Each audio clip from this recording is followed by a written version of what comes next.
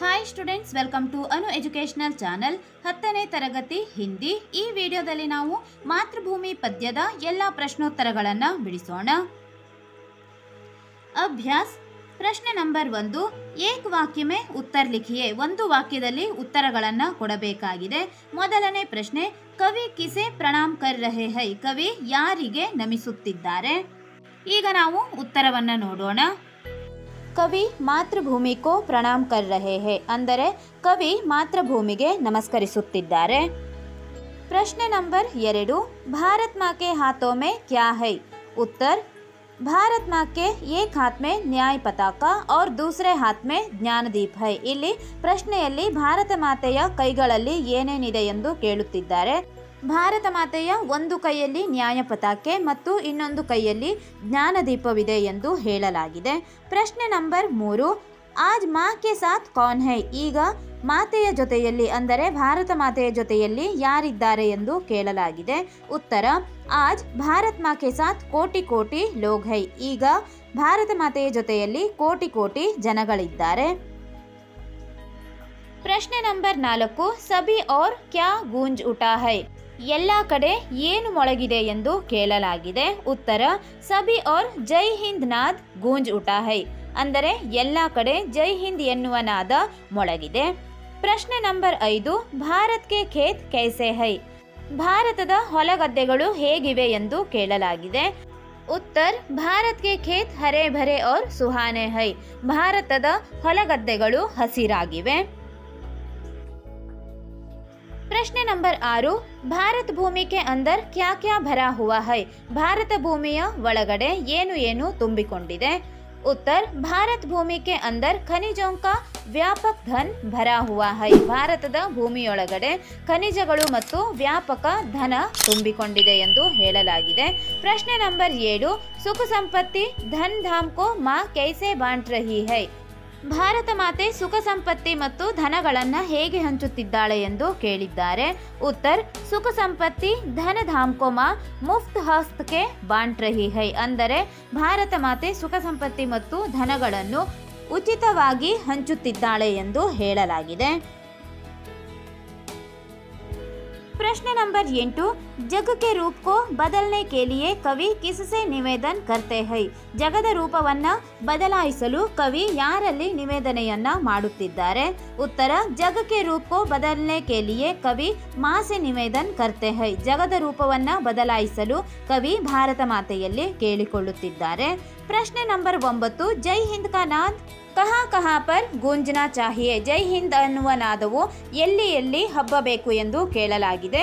ಉತ್ತರ, ಜೈ ಹಿಂದ್ ಕಾ ನಾದ್ ಸಫಲ್ ನಗರ್ और ಗ್ರಾಮ್ ಮೇ ಗೂಂಜನಾ ಚಾಹಿಯೆ. ಜೈ ಹಿಂದ್ ಎನ್ನುವ ನಾದವು ನಗರಗಳಲ್ಲಿ ಮತ್ತು ಗ್ರಾಮಗಳಲ್ಲಿ ಕೇಳಿಸಬೇಕು ಎಂದು ಹೇಳಲಾಗಿದೆ. ಪ್ರಶ್ನೆ ನಂಬರ್ 2. 2-3 ವಾಕ್ಯೋं में उत्तर लिखिए. ಮೊದಲನೇ ಪ್ರಶ್ನೆ, ಭಾರತ್ ಮಾತೆ ಪ್ರಕೃತಿ ಸೌಂದರ್ಯ ಕಾ ವರ್ಣನ್ ಕೀಜಿಯೆ. ಇಲ್ಲಿ ಭಾರತ ಮಾತೆಯ ಪ್ರಕೃತಿ ಸೌಂದರ್ಯವನ್ನು ಕವಿ ಹೇಗೆ ವರ್ಣಿಸಿದ್ದಾರೆ ಎಂಬುದನ್ನು ನಾವು ಈಗ ವರ್ಣಿಸಬೇಕು. ಉತ್ತರ, ಮಾತೃಭೂಮಿ ಕೆ ಖೇತ್ ಹರೆ ಭರೆ ಔರ್ ಸುಂದರ್ ಹೈ. यहाँ के वन उपवन फल फूलों से सुशोभित है. इस धरती में खनिजों का व्यापक धन भरा हुआ है जिसे भारत माता अपने मुफ्त हाथों से बांट रही है. ಇಲ್ಲಿ ಅರ್ಥವನ್ನು ನೋಡೋಣ. ಮಾತೃಭೂಮಿ ಕೆ ಖೇತ್ ಹರೆ ಭರೆ ಔರ್ ಸುಂದರ್ ಹೈ. ಮಾತೃಭೂಮಿಯ ಹೊಲಗದ್ದೆಗಳು ಹಸಿರು ಹಸಿರಾಗಿ ಸುಂದರವಾಗಿವೆ. ಯಹಾ ಕೆ ವನ್ ಉಪವನ್ ಫಲ್ ಫೂಲೋನ್ ಸೆ ಸುಶೋಭಿತ್ ಹೈ. ಇಲ್ಲಿರುವ ವನ ಉಪವನಗಳು ಹೂ ಮತ್ತು ಹಣ್ಣುಗಳಿಂದ ಸುಶೋಭಿಸುತ್ತಿವೆ. ಇಸ್ ಧರ್ತಿ ಮೇ ಖನಿಜೋಂ ಕಾ ವ್ಯಾಪಕ ಧನ್ ಭರಾ ಹುವಾ ಹೈ. ಈ ಧರತಿಯಲ್ಲಿ ಅಥವಾ ಈ ಭೂಮಿಯಲ್ಲಿ ಖನಿಜಗಳು ವ್ಯಾಪಕವಾಗಿ ಧನದ ರೂಪದಲ್ಲಿ ತುಂಬಿಕೊಂಡಿವೆ. ಜಿಸೆ ಭಾರತ್ ಮಾತಾ ಅಪ್ನೆ ಮುಫ್ತ್ ಹಾಥೋಂ ಸೆ ಬಾಂಟ್ ರಹಿ ಹೈ. ಯಾವುದನ್ನ ಅಂದರೆ ಇವುಗಳನ್ನು ಭಾರತ ಮಾತೆಯು ಮುಫ್ತ್ ಅಂದರೆ ಉಚಿತವಾಗಿ ಅವಳ ಕೈಗಳಿಂದ ಎಲ್ಲರಿಗೂ ಹಂಚುತ್ತಿದ್ದಾಳೆ ಎಂದು ಕವಿ ಭಾರತ ಮಾತೆಯನ್ನ ವರ್ಣಿಸಿದ್ದಾರೆ. ಪ್ರಶ್ನೆ ನಂಬರ್ 2. ಮಾತೃಭೂಮಿ ಕಾ ಸ್ವರೂಪ್ ಕೈಸೆ ಸುಶೋಭಿತ್ ಹೈ? ಇಲ್ಲಿ ಮಾತೃಭೂಮಿಯ ಸ್ವರೂಪವು ಹೇಗೆ ಸುಶೋಭಿತವಾಗಿದೆ ಎಂದು ಕೇಳುತ್ತಿದ್ದಾರೆ.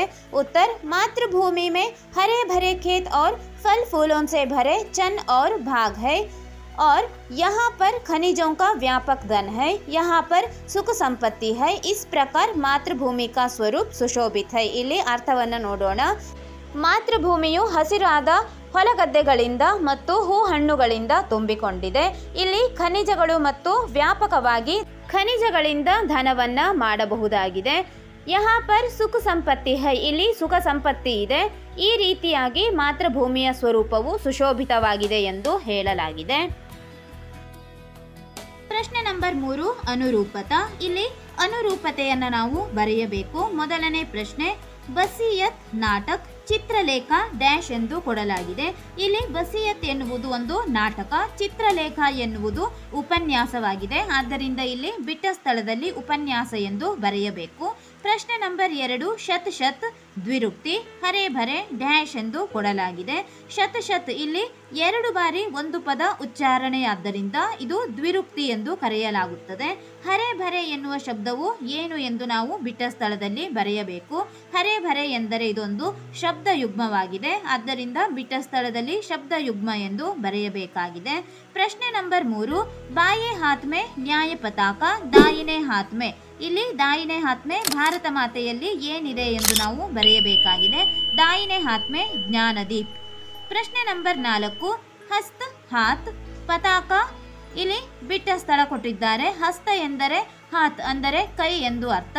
ಪತಾಕ ಎಂದರೆ ಇಲ್ಲಿ ನಾವು ಧ್ವಜ ಅಥವಾ ಝಂಡಾ ಎಂದು ಬರೆಯಬಹುದು. ಆದ್ದರಿಂದ ಹಸ್ತ್ ಹಾತ್ ಪತಾಕ ಇಲ್ಲಿ ಝಂಡಾ ಎಂದು ಕೂಡ ಬರೆಯಬಹುದಾಗಿದೆ. ಪ್ರಶ್ನೆ ನಂಬರ್ 4, ದೋನೋ ಖಂಡೋಂಕೋ ಜೋಡ್ಕರ್ ಲಿಖಿಯೇ. ಇಲ್ಲಿ 2 ಭಾಗಗಳನ್ನು ಕೊಟ್ಟಿದ್ದಾರೆ, ನಾವು ಹೊಂದಿಸಿ ಬರೆಯಬೇಕು. ಇಲ್ಲಿ ಪದ್ಯವನ್ನ ಪೂರ್ಣಗೊಳಿಸಬೇಕಾಗಿದೆ. ಪ್ರಶ್ನೆ ನಂಬರ್ 1, ತೇರೆ ಉರ್ಮೆ ಶಾಹಿತ್. ಇಲ್ಲಿ ಯಾವ ಸಾಲನ್ನು ನಾವು ಜೋಡಿಸಬೇಕು ಎಂದು ನೋಡಬೇಕು. ತೇರೆ ಉರ್ಮೆ ಶಾಹಿತ್ ಗಾಂಧಿ ಬುದ್ಧ ಔರ್ ರಾಮ್. ಇಲ್ಲಿ ಊವನ್ನು ಪ್ರಶ್ನೆ ನಂಬರ್ 1ಕ್ಕೆ ಸೇರಿಸಬೇಕಾಗಿದೆ. ಪ್ರಶ್ನೆ ನಂಬರ್ 1 ಊ. ಪ್ರಶ್ನೆ ನಂಬರ್ 2, ಫಲ್ ಫೂಲೋಂ ಸೆ ಯುಕ್ತ वन उपवन. एक हाथ में न्याय पताका, कोटि कोटि हम आज साथ में. प्रश्न नंबर 5, मातृभू. मातृभू ಶತ ಶತ ಬಾರ್ ಪ್ರಣಾಮ್. ಇಲ್ಲಿ ನಾವು ಹೀಗೆ ಜೋಡಿಸಬೇಕು. ಇಲ್ಲಿ 2 ಖಂಡಗಳನ್ನು ನಾವು ಕೂಡಿಸಿದ್ದೇವೆ. ಮುಂದಿನ ಪ್ರಶ್ನೆ ನೋಡೋಣ. ಪ್ರಶ್ನೆ ನಂಬರ್ 5, रिक्त स्थान की पूर्ति कीजिए. ಇಲ್ಲಿ ಬಿಟ್ಟ ಸ್ಥಳಗಳನ್ನು ತುಂಬಬೇಕು.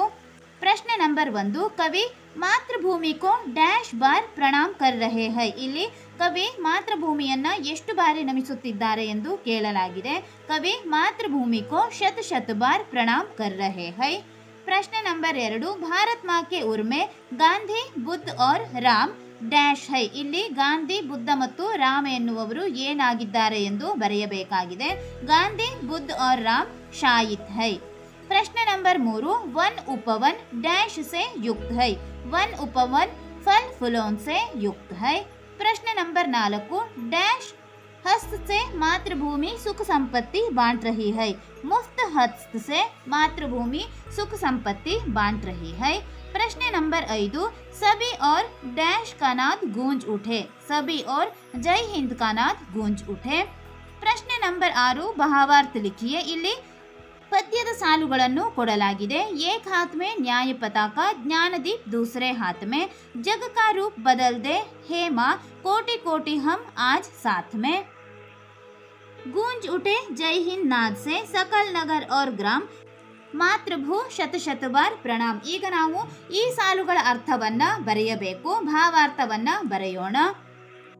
भारत माँ के एक हाथ में न्याय पताका है तो दूसरे हाथ में ज्ञान की दीप या ज्योति है. कवि जग का रूप बदलने के लिए भारत माँ से कह रहा है, भारत माँ के साथ आज हम कोटि कोटि भारतवासी है. जय हिंद का नाद सफल नगर और ग्रामों में गूंज उठा है. इस प्रकार कवि मातृभूमि को शत शत बार प्रणाम करता है. ಈಗ ನಾವು ಕನ್ನಡದಲ್ಲಿ ಅರ್ಥವನ್ನು ನೋಡೋಣ. ಭಾರತ್ ಮಾತೆ ಏಕ್ ಹಾತ್ ಮೇ ನ್ಯಾಯ ಪತಾಕ ಹೈ. ಭಾರತ ಮಾತೆಯ ಒಂದು ಕೈಯಲ್ಲಿ ನ್ಯಾಯ ಪತಾಕ ಇದೆ. तो दूसरे हाथ में ज्ञान की दीप या ज्योति है. ಇನ್ನೊಂದು ಕೈಯಲ್ಲಿ ಜ್ಞಾನ ದೀಪ ಅಥವಾ ಜ್ಯೋತಿ ಇದೆ.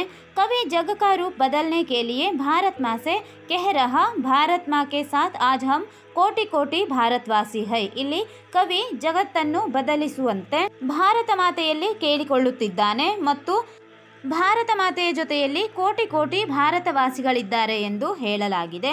ಜೈ ಹಿಂದ್ ಕಾ ನಾದ್ ಸಫಲ್ ನಗರ್ ಔರ್ ಗ್ರಾಮ್ ಮೇ ಗೂಂಜ್ ಉಠಾ ಹೈ. ಜೈ ಹಿಂದ್ ಎನ್ನುವ ನಾದಸ್ವರವು ನಗರ ಮತ್ತು ಗ್ರಾಮಗಳಲ್ಲಿ ಮೊಳಗುತ್ತಿದೆ.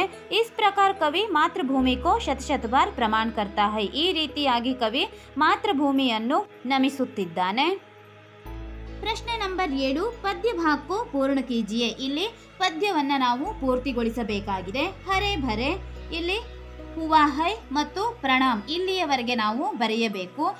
ಹರೆ ಭರೆಯಿಂದ ಪ್ರಣಾಮ್ ಇಲ್ಲಿಯವರೆಗೆ ನಾವು ಪದ್ಯ ಭಾಗವನ್ನು ಪೂರ್ಣಗೊಳಿಸಬೇಕಾಗಿದೆ. ಈಗ ನಾವು ಪದ್ಯ ಭಾಗವನ್ನು ನೋಡೋಣ. ಪದ್ಯ ಭಾಗದಲ್ಲಿ ನಾವು ಇಲ್ಲಿ 2ನೇ ಪ್ಯಾರಾದಲ್ಲಿ ಆ ಪದ್ಯ ಭಾಗವನ್ನು ಪೂರ್ಣಗೊಳಿಸಬಹುದು. ಹರೆ ಭರೆ ಹೈ ಖೇತ್ ಸುಹಾನೆ फल फूलों से युक्त वन उपवन तेरे अंदर भरा हुआ है खनिजों के कितना व्यापक धन मुफ्त हस्त तू बांट रही है सुख संपत्ति धनधाम ಮಾತೃಭೂ ಶತ ಬಾರ್ ಪ್ರಣಾಮ್ ಇಲ್ಲಿಯವರೆಗೆ ಪದ್ಯವನ್ನು ಪೂರ್ಣಗೊಳಿಸಬೇಕು. ಈ ವಿಡಿಯೋದಲ್ಲಿ ನಾವು ಮಾತೃಭೂಮಿ ಪದ್ಯದ ಎಲ್ಲ ಪ್ರಶ್ನೋತ್ತರಗಳನ್ನು ಉತ್ತರಿಸಿದ್ದೇವೆ. ಮುಂದಿನ ವಿಡಿಯೋದಲ್ಲಿ ಕಾಶ್ಮೀರಿ ಸೇಬ್ ಪಾಠದ ಎಲ್ಲ ಪ್ರಶ್ನೋತ್ತರಗಳನ್ನು ಬಿಡಿಸೋಣ. ನಮ್ಮ ಚಾನೆಲ್ನ ಎಲ್ಲ ಹೊಸ ವಿಡಿಯೋಗಳಿಗಾಗಿ ಅನು ಎಜುಕೇಷನಲ್ ಚಾನೆಲ್ನ ಲೈಕ್ ಮಾಡಿ, ಶೇರ್ ಮಾಡಿ, ಸಬ್ಸ್ಕ್ರೈಬ್ ಮಾಡಿ, ಹಾಗೆ ಪಕ್ಕದಲ್ಲಿರುವ ಬೆಲ್ ಐಕಾನ್ ಪ್ರೆಸ್ ಮಾಡಿ.